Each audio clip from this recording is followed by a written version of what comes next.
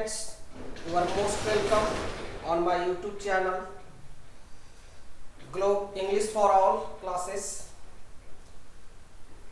Today I am going to discuss about the second stage of English language.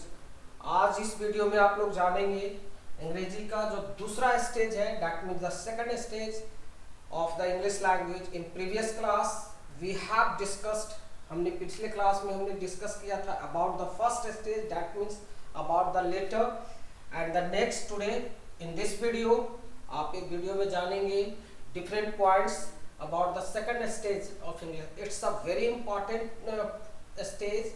पूरी आपको either you are going for reading, writing and speaking. It's a very और keep patience. आप धैर्य रख के पूरे video देखेंगे. It is the main stage of English language. Here we start the English language completely. So please listen very carefully and try to watch whole video. Believe me, it will change your English language. जब उन बच्चों के लिए, उनके लिए जो English से डरते हैं, जिनको बहुत ज़्यादा डर लगता है इंग्लिश से, बहुत ज़्यादा मतलब वो समझ नहीं पाते हैं उनको कहाँ से स्टार्ट करना है, कैसे, चाहे आइदर वो रीडिंग करते हैं, राइटिंग करते हैं, स्पीकिंग नहीं कर रहे. तो believe me, keep patience. It's my promise your English will 100% improve and you will be able to understand the English language very easily. You will be very comfortable in English language. But पूरी video को आप full देखने की कोशिश करेंगे. There are two parts of this stage. इस video का दो स्टेज आपके पास में दूंगा और ये दोनों स्टेज आपके पूरे इंग्लिश लैंग्वेज को, पूरी जो प्रॉब्लम्स है इंग्लिश का, वो आपका सोल्व हो जाए. So keep patience, try to watch whole video and believe me, I promise you कि it will change your whole English language. It will change your thoughts, it will change, remove your fears. आपका जो डर है वो सारी चीज़ों को remove करेगा and you will be able to 100% understand the English language. So please, so friends, today we are going to discuss about the second stage and it's all about the word. इस stage को हम लोग word, that means शब्द के बारे में जानेंगे. जब एक बच्चा लेटर्स के बारे में हम लोग जान लेते हैं तो हम लोग शब्द के बारे में जानते हैं. That means today we are going to talk about the second stage, that means it's all about the word. आप दूसरे स्टेज जब अक्षरों को मिलाते हैं तो शब्द बनता है. उस शब्द के बारे में आज हम लोग जानेंगे कि हाउ टू. तो in this video there are 4.5 points we will discuss. हम लोग दो वीडियो में इस पांचों पॉइंट्स को देखेंगे. द फर्स्ट पॉइंट आप देखें, यहाँ पे लिखा हुआ है meaning and definition of word. आप कोई शब्द इंग्लिश में जब बोलते हैं या कहीं रीडिंग करते हैं, कहीं पढ़ते हैं, जब आप रीडिंग करते हैं, राइटिंग करते हैं, उसका क्या मतलब होता है. तो पहला पॉइंट हम लोग वर्ड के मीनिंग के बारे में जानेंगे. उसको ट्राई टू डिफाइन, उसको डिफाइन करने के लिए कि कैसे एक दो लाइन में आप इसको शॉर्ट फॉर्म में डेफिनेशन क्या करेंगे, how to define the word and उसके मीनिंग. एक वर्ड जब शब्द हम लोग बोलते हैं तो उसका क्या मतलब होता है, ये हम लोग जानेंगे.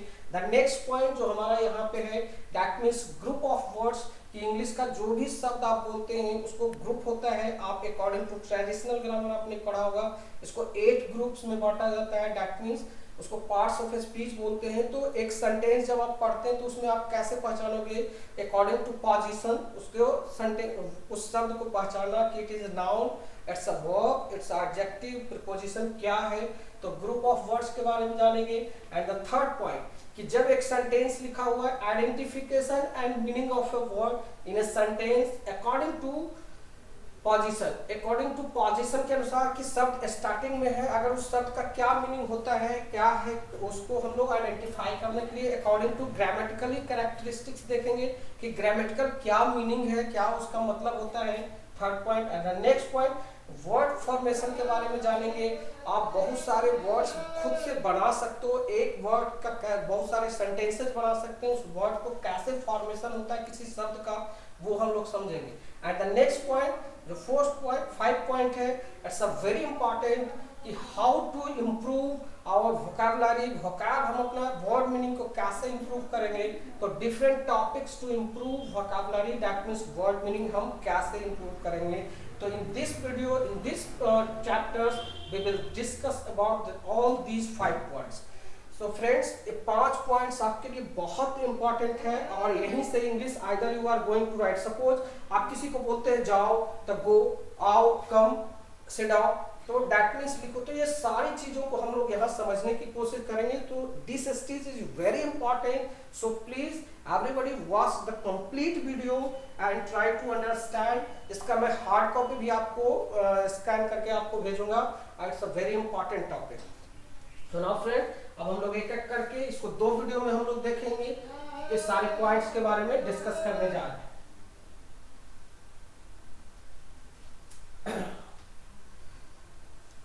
So the first point we have to discuss, that means meaning and definition of word। इसको पूरे ध्यान से, पूरे पेशेंस के साथ आप देखेंगे। It's a very important chapter, से बहुत ही इंपॉर्टेंट आपका चैप्टर होने वाला है पूरे इंग्लिश के लिए।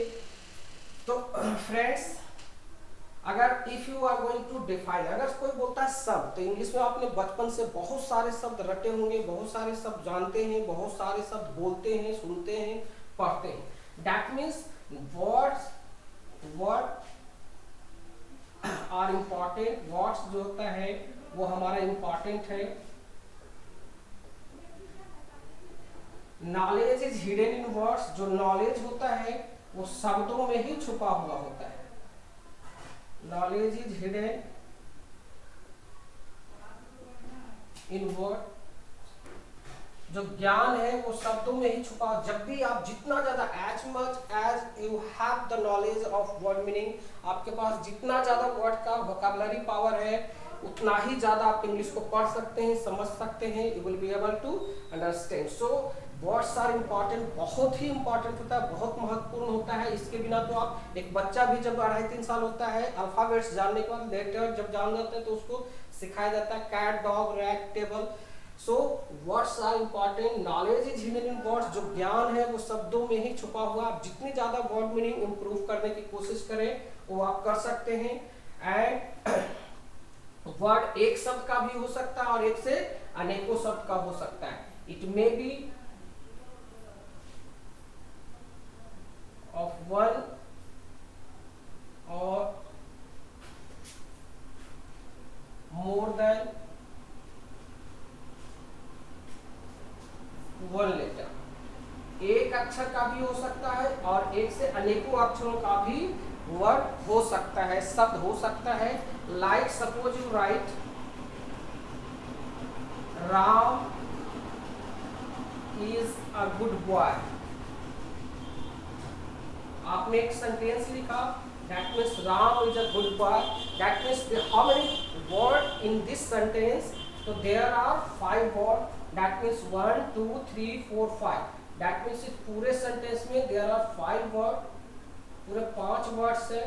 तो अब देखो, is there are 2 letter, Ram there are 3 letters. That means कि जो शब्द हम बोलते हैं वो एक अक्षर का भी हो सकता है और एक से अनेकों अक्षरों का भी हो सकता है। ऐसे अगर आप ए बोलते हो, अगर उसको अगर अलग करके देखते हैं, दैट मीन्स ए सेंटेंस के फॉर्म अगर नहीं है तो इट्स अ लेटर। बट अगर उसको एक सेंटेंस में आप लिखते हैं, that means it becomes a word. तो Ram is a good boy आपने लिखा, that means there are 5 words. तो word may be of 1 letter और एक से अधिक भी हो सकता है। तो आप बहुत सारे शब्द बोलते हैं। So words are important, words बहुत महत्वपूर्ण है। नॉलेज जो हमारा ज्ञान होता है, आप किसी भी topic, suppose you are learning history, you are learning political science and you have no idea about the parliament क्या है, कॉन्स्टिट्यूशंस क्या है, दैट मीन्स एमपी क्या होता है, एमएलए क्या हो रहा है। दैट मीन्स नॉलेज जो होता है, हम जिस सब्जेक्ट को पढ़ते हैं उससे रिलेटेड हमें वर्ड मीनिंग का आना बहुत जरूरी है। और इसी तरह से उस सब्जेक्ट के बारे में अगर वर्ड मीनिंग का नॉलेज है, that means we can, our knowledge can automatically grow. हमारा जो ज्ञान है वो ऑटोमेटिकली क्या हो सकता है। So in short form you can say, अभी हम इसको धीरे धीरे आगे बढ़ रहे हैं, आपको पूरी पेशेंस रखना है, keep patience and try to watch the whole video. तो words are important, knowledge is hidden in words. शब्दों में ही आपका ज्ञान छुपा हुआ है। और it may be of 1 letter का भी हो सकता है और एक से अनेकों शब्द का भी, अनेकों अक्षरों का हो सकता है। As far as definition is concern, अगर इसको डिफाइन करने की बात करें तो हम क्या बोल सकते हो, how can you define a word. तो word that means a group of letter, a group of letter that makes a meaningful sense.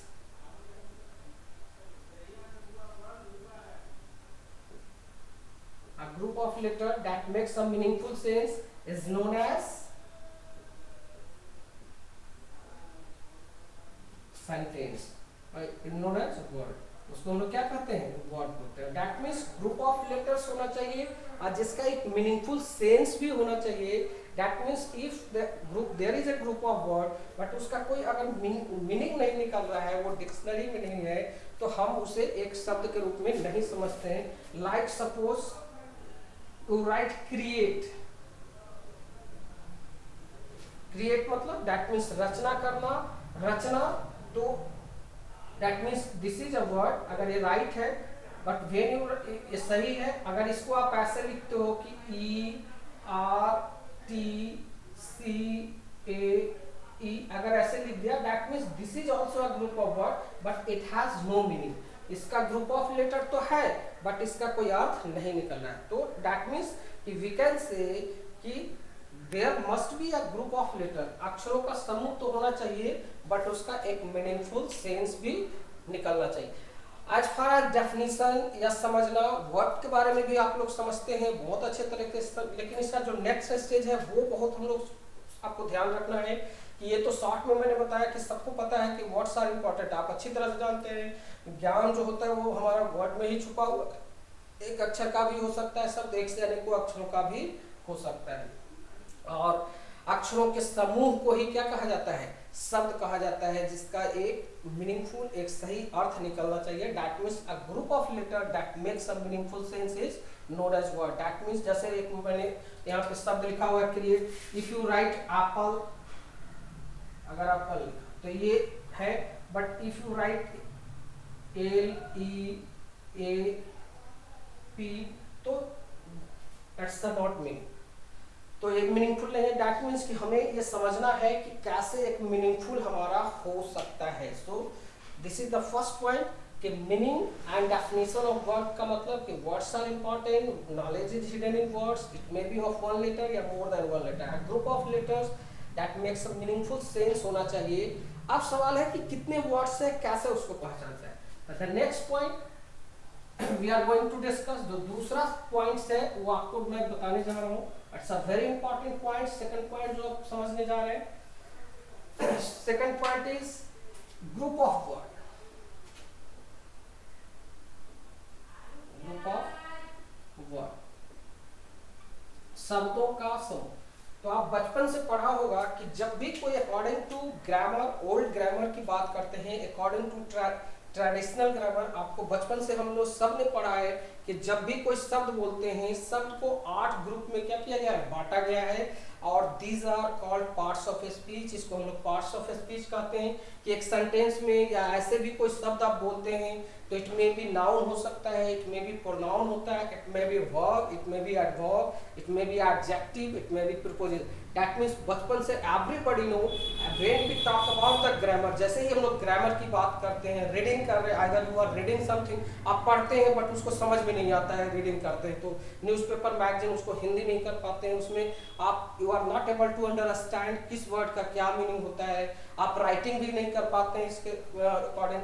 So group of words when as we talk about the grammar, basic grammar की जब बात करते हैं, it's a very, कहीं भी basic grammar में noun, pronoun, verb को everybody should know. इसके बिना तो आप कुछ इंग्लिश में कर ही नहीं सकते. So friends, according to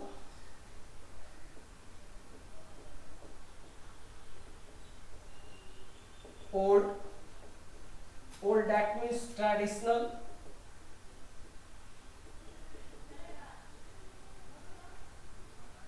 grammar. According to traditional grammar की अगर बात करें तो there are 8 groups of word. शब्दों का कितना होता है, 8 ग्रुप्स होता है. तो there are 8 groups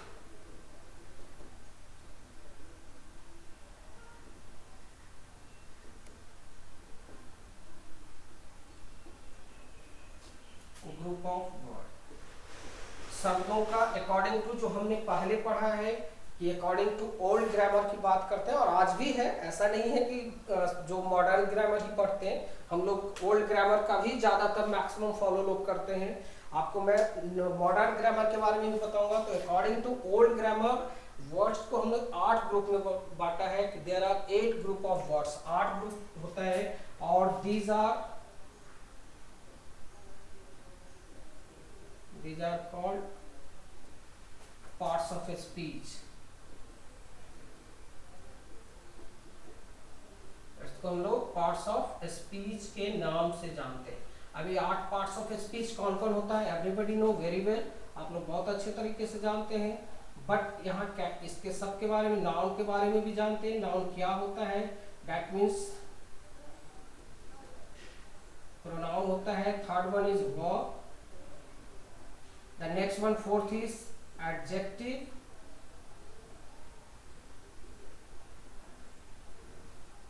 the next one is 5 is adverb, the next one is preposition,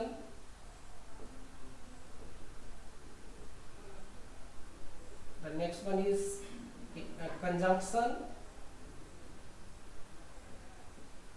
and the last one is interjection। everybody has some ideas।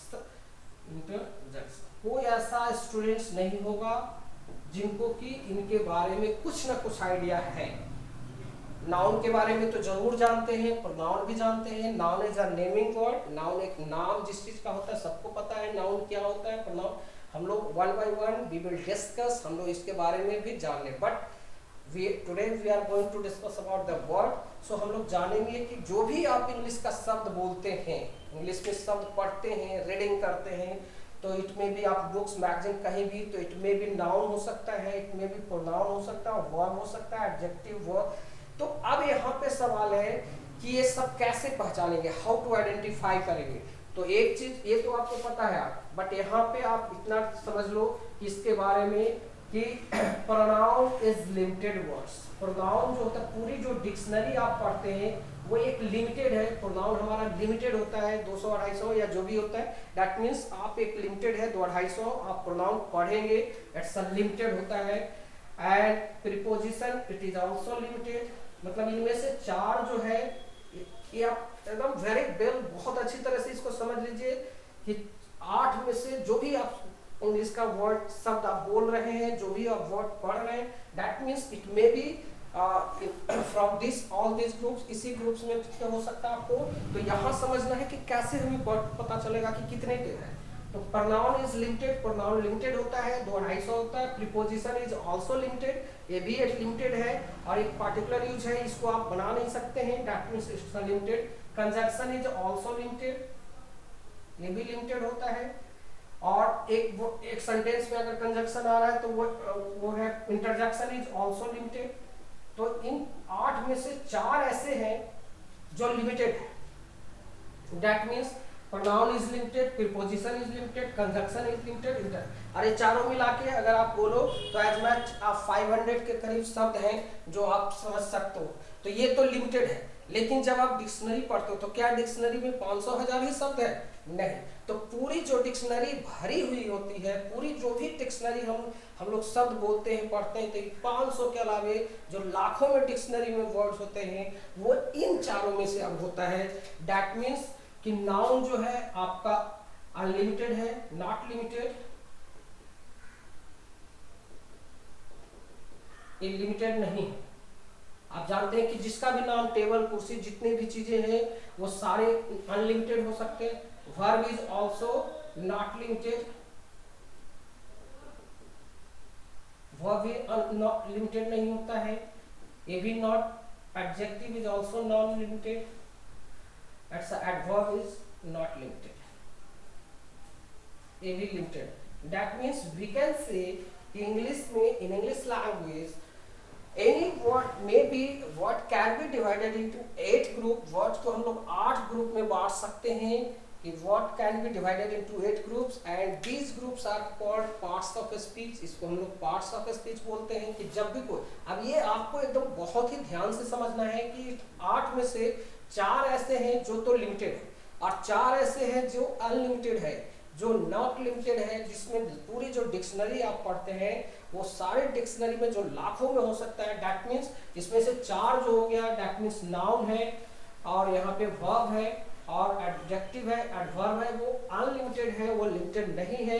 बाकी जो 4 है वो लिमिटेड है। दैट मीन्स आपका प्रोनाउन है, प्रोनाउन हो गया, फिर यहाँ पे प्रीपोजिशन है, कंजक्शन है, इंटरजेक्शन, ये 4 लिमिटेड है जो एक 500, 600, 1000 के करीब मैक्सिमम हो सकता है। बट बाकी जो पूरी डिक्शनरी लाखों में है वो भरा हुआ किससे है। अब हमें नेक्स्ट जो थर्ड पॉइंट के बारे में बात करना है कि किसी भी सेंटेंस में या कोई शब्द हमने बोला तो वो क्या है। आपको देखने में अगर एक सेंटेंस में जब तक कोई यूज नहीं किया हुआ है वर्ड तो उसे आप समझ सकते हैं, आप किसी ने कुछ बोला, किसी ने कुछ बोला, आप एक क्लियर मीनिंग नहीं बता सकते। बट एक सेंटेंस के अंदर अकॉर्डिंग टू पोजीशन जो meaning of words becomes change, वो वर्ड्स मीनिंग चेंज हो जाता है। वो कैसे हम लोग यूज करते हैं उसको हम लोग समझने की कोशिश करेंगे।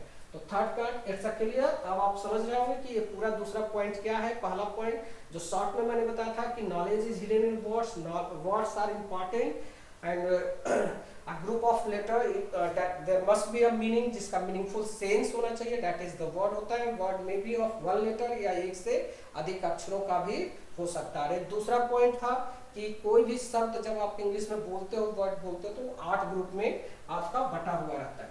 And the next point that is very important. अब हम लोग देखेंगे कि कुछ शब्द हमने बोला तो उसको कैसे हम पहचानेंगे एक सेंटेंस के अंदर। तो दैट मीन्स मैं एक सेंटेंस यहाँ पे लिखने जा रहा हूँ, 4 सेंटेंस, आपको उसमें पहचानने की कोशिश करना है कि वो सेंटेंस में कैसे पहचानते हैं। दैट मीन्स मैं वर्ड लिखूंगा, आपको आइडेंटिफाई करके दिखाना है कि कैसे उसको पहचानेंगे। तो third point that is we are going to discuss, that means identification.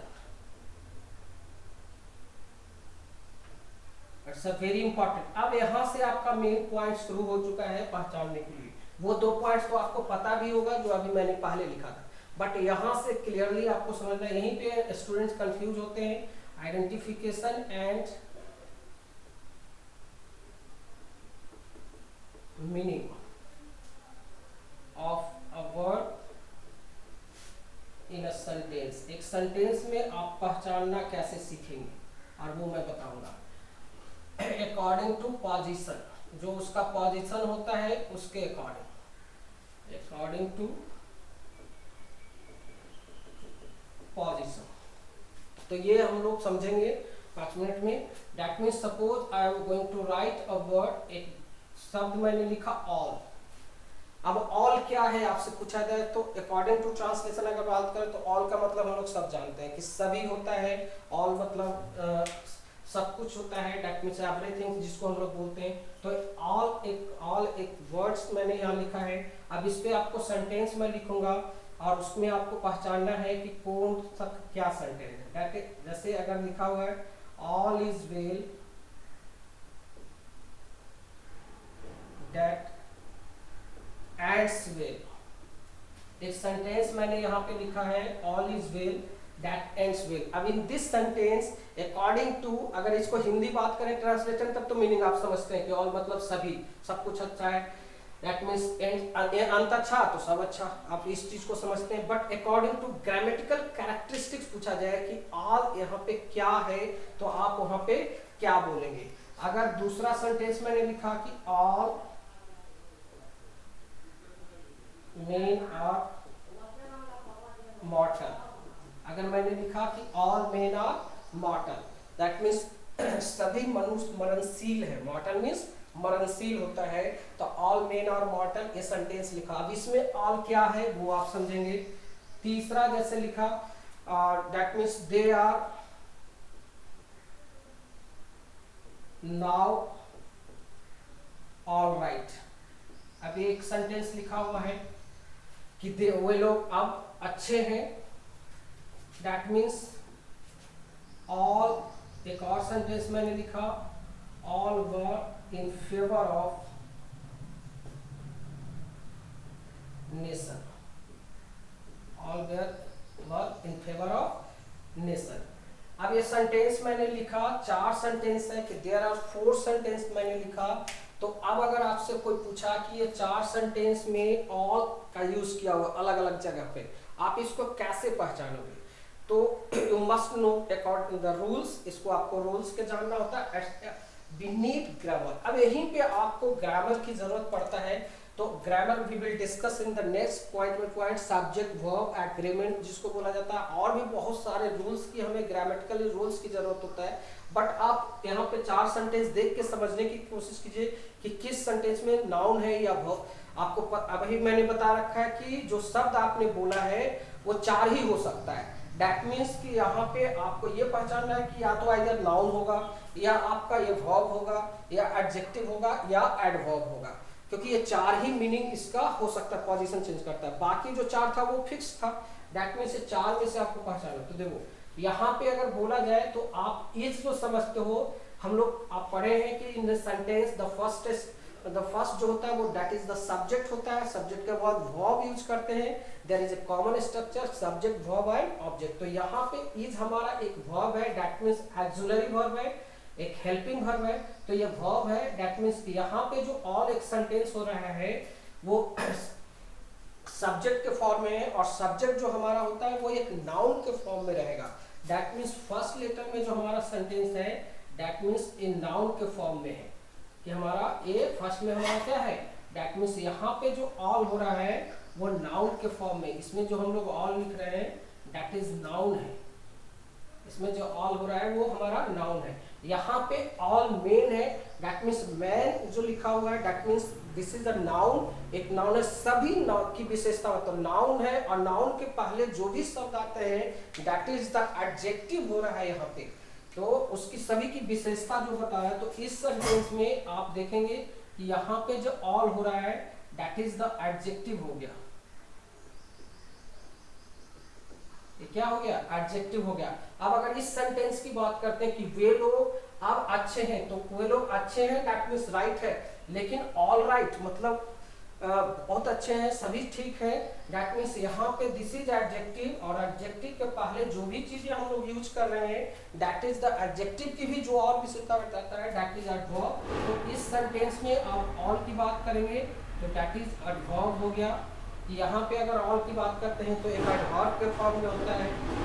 तो इस सेंटेंस में हमने देखा वर्ब के पहले था that is in this sentence all is used as a subject, यहाँ सब्जेक्ट के फॉर्म में, और सब्जेक्ट के फॉर्म में आइदर में भी नाउन हो सकता है या प्रोनाउन हो सकता है जो हम लोग यूज करते हैं। तो यहाँ पे ऑल को हम लोग एक नाउन के फॉर्म में यूज कर रहे हैं। यहाँ पे मेन है जो दैट इज द नाउन, और उसके पहले है मतलब सभी के लिए, तो एडजेक्टिव विशेषता बता रहा है। यहाँ पे राइट ऑलरेडी एक एडजेक्टिव है, तो यहाँ पे एक एडवर्ब के फॉर्म में। अब नेक्स्ट इसमें हम लोग बात करते हैं that means all were in the favour of nation. तो यहाँ पे जो ऑल है दैट इज द, यहाँ पे भी वर्ब जो है एक, यहाँ पे भी जो हम लोग वर्ब यूज कर रहे हैं दैट इज द वर्ब है, एक ऑक्सिलरी वर्ब भी है जो पास्ट फॉर्म में है। तो यहाँ पे पास्ट फॉर्म में ये वर्ब है ऑक्सिलरी वर्ब, और उसके पहले that is it is also indicating subject, ये भी एक सब्जेक्ट का फॉर्म इंडिकेट कर रहा है। और यहाँ पे सब्जेक्ट के फॉर्म में जब इंडिकेट कर रहा है तो यहाँ पे हमारा जो है दैट मीन्स प्रोनाउन है। तो यहाँ पे हम लोग किस फॉर्म में यूज कर रहे हैं, प्रोनाउन के फॉर्म में यूज कर रहे हैं। दैट मीन्स आप देख रहे हो कि यहाँ पे हमने 4 लिखा है, तो और यहाँ पे कोई नाउन भी हो सकता है, यहाँ पे एडजेक्टिव भी हो सकता है। आप यहाँ पे देख रहे हो कि प्रोनाउन भी है, एडवर्ब के फॉर्म में भी यूज हो रहा है, एंड द नेक्स्ट वन आप इसको प्रोनाउन के रूप में भी यूज कर रहे हैं। दैट मीन्स जब भी हम लोग सेंटेंस बोलते हैं तो according to position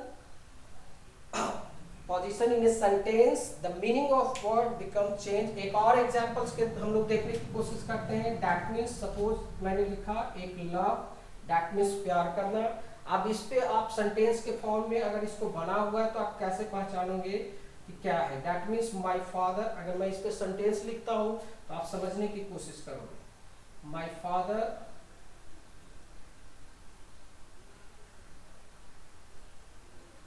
loves me,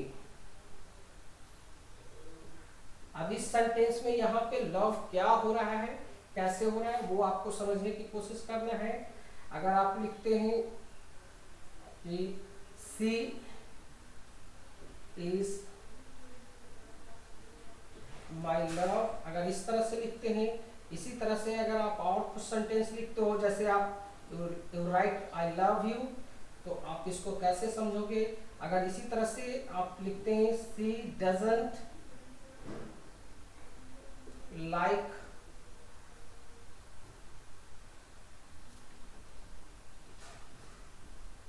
love stories, अगर ये सेंटेंस लिखा, अब देखो इस चार सेंटेंस में भी एक शब्द मैंने यूज किया हुआ है, दैट इज द लव। अब आपको समझना है कि किस सेंटेंस में क्या नाउन हो रहा है। तो my father is a subject, इस सेंटेंस में आप माय फादर जो है एज ए सब्जेक्ट के रूप में, और सब्जेक्ट के बाद जो वर्ब है और यहाँ पे एस लगा हुआ है, दैट मींस V5 के फॉर्म में है, तो दिस इज अ वर्ब। इस सेंटेंस में आपका जो हो गया वो किस फॉर्म में हो रहा है, दैट मींस वर्ब के फॉर्म में लव जो यूज हो रहा है। इस सेंटेंस में सी इज माई लव, अब ये दिस इज माई जो है एक एडजेक्टिव होता है, इट इज शोइंग पॉसेशन, मतलब जो अधिकार होता है, तो माई जो है वो एक पॉसेसिव एडजेक्टिव कहलाता है। जैसे आई का फॉर्म है, आप केस चैप्टर पढ़ा होगा या केस पढ़ेंगे, तो केस हमारा जो होता है कि नॉमिनेटिव केस होता है, पॉसेसिव केस होता है, ऑब्जेक्टिव केस होता है। अब पॉसेसिव केस का भी दो होता है, that means case is all about the कारक, जिसको हिंदी में बोलते हैं। तो पॉसेसिव केस शो द पॉसेशन, हमें किसी चीज पर जो पावर का शो करता है, दैट मींस माई जो है वो अधिकार का शो करा रहा है, तो माई एडजेक्टिव है, और एडजेक्टिव के बाद कोई ना कोई नाउन जरूर होता है, दैट मींस इसमें जो लव यूज हो रहा है that is in form of noun, एक नाउन के फॉर्म में हो रहा है। यहाँ पर भी आई है सब्जेक्ट, एक प्रोनाउन के फॉर्म में है, लव जो हो गया that means here it is also a pronoun, ये भी हमारा एक प्रोनाउन के फॉर्म में है। And she doesn't like love story, तो सी हो गया, डज हो गया, it's a present indefinite sentence है जो नेगेटिव फॉर्म में है, तो this is subject, a helping verb. और यहाँ पर भी लव जो हो गया stories, stories is a noun, और उसके पहले जो हो गया, तो यहाँ पे एक लव जो हो गया दैट इज द एडजेक्टिव। तो इस सेंटेंस में जो आपका यूज हो रहा है that means this is showing the adjective, ये क्या शो कर रहा है, एडजेक्टिव के फॉर्म में। तो यहाँ पे भी आपने देखा, ये मैंने चार सेंटेंस मैंने लिखा है कि माय फादर लव्स मी, तो इसमें आपका वर्ब हो रहा है, यहाँ पे आप देख रहे हो कि नाउन हो रहा है, यहाँ पे भी फिर दिस इज आल्सो वर्ब, ये भी हमारा वर्ब है, इसमें भी वर्ब के रूप में हो रहा है, यहाँ पे हम लोग एडजेक्टिव के रूप में है। दैट मीन्स कि जब भी, तो this is the third point, ये थर्ड पॉइंट है and it's a very important, it's a very compulsory. आप जब भी रीडिंग करते हैं, कोई शब्द पढ़ते हैं, तो according to position of word in a sentence, sentence में जो शब्द का पोजीशन होता है कि शुरू में है, बीच में है, कहाँ पे है, तो according to position its meaning becomes change. और वो आइदर में भी नाउन है, ये चार में ही से है, नाउन है, वर्ब हो सकता है, वर्ब हो सकता है, एडजेक्टिव हो सकता है, तो ये चार को आपको समझना है। तो दिस इज, अब इस पे यू नीड प्रैक्टिस, आप बहुत सारे शब्द सोचो, सेंटेंस बनाइए, उस सेंटेंस में आप समझने की कोशिश करो। कोई भी आप रीडिंग करते, if you are reading something, you are writing something, आप रीडिंग जब पढ़ते हैं तो कुछ शब्द को समझने की कोशिश करो कि उस शब्द के अकॉर्डिंग टू पोजीशन उसके कौन से ग्रुप में जाएंगे, इट्स अ नाउन है, इट्स अ वर्ब है, कि इट्स एडजेक्टिव है, कि आप ये एडवर्ब है।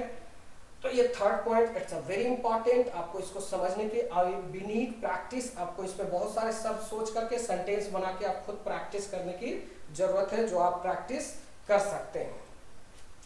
सो friend, this is the third point and the next two point that we are going to discuss, हम लोग जो अब चौथा पॉइंट डिस्कस करेंगे, ये तो थोड़ा सा वी नीड प्रैक्टिस, आपको ये बहुत इंपॉर्टेंट है, तो ये तो धीरे धीरे प्रैक्टिस करते करते आपको आता है, और without practice we can not achieve anything. हम लोग एवरीबॉडी नो कि बिना प्रैक्टिस का, बिना,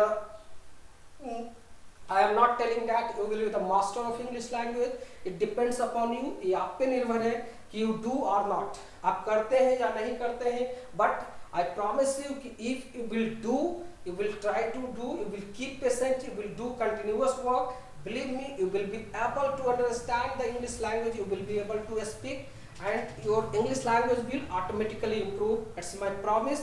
But पूरे वीडियो को आप देखने की, जो this is the first part अभी वीडियो का था, अभी मैं सेकंड पार्ट जो बनाऊंगा जिसमें we will discuss about the word formation. आप वर्ड्स जो ये 4 से बना होता है, बहुत सारे वर्ड फॉर्मेशन के बारे में हम लोग जानेंगे, उस पर कैसे सेंटेंस होता है, that second part is also very important. और कौन कौन से टॉपिक होते हैं जिससे हम अपने वर्ड मीनिंग को इम्प्रूव करेंगे। So friend, this is the first part. Next part we will discuss soon, बहुत जल्दी हम लोग इसको सेकंड पार्ट के बारे में डिस्कस करेंगे। So have a nice day.